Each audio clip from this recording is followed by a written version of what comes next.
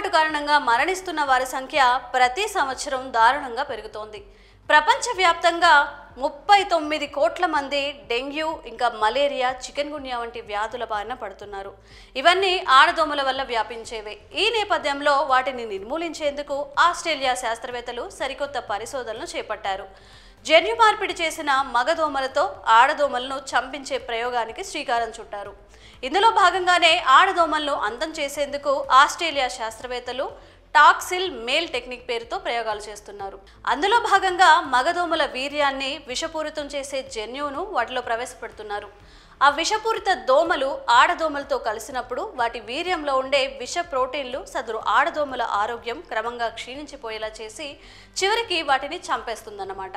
ఏటా దోమకాటు కారణంగా ప్రపంచవ్యాప్తంగా 39 కోట్ల మంది డెంగీ, మలేరియా, చికెన్ గున్యా వంటి జ్వరాల బారిన పడుతున్నారు. ఈ వ్యాధులు ఆడదోమల వల్లే వ్యాపిస్తాయి. దీంతో ఆడదోమలను చంపేందుకు ఆస్ట్రేలియా శాస్త్రజ్ఞులు ఈ ప్రయోగానికి శ్రీకారం చుట్టారు. ఇలా జన్యు మార్పిడి చేసిన మగదోమలతో కలిసి ఆడదోమల జీవితకాలం 60% మేర తగ్గిపోతున్నట్లుగా గుర్తించామని వారు వెల్లడించారు. ఆడదోమల జీవితకాలం 60కు తగ్గినా దోమకాటు బాధితుల సంఖ్య తగ్గుతుందని ఆయన అభిప్రాయపడ్డారు. మగదోమల వీర్యం విషపూరితం కావడం వల్ల పురుగు మందులు ఇలా ఇతర ప్రయోజనకర జాతులకు నష్టం జరగకుండానే దోమల బెడదను నివారించవచ్చని సైంటిస్టులు వెల్లడించారు. అలాగే మనుషులకు కూడా ఎలాంటి ఇబ్బంది ఉండదు. ఇక ఇలాంటి ప్రయోగాలే ఈగల్లో సక్సెస్ అయినట్లుగా పేర్కొన్నారు.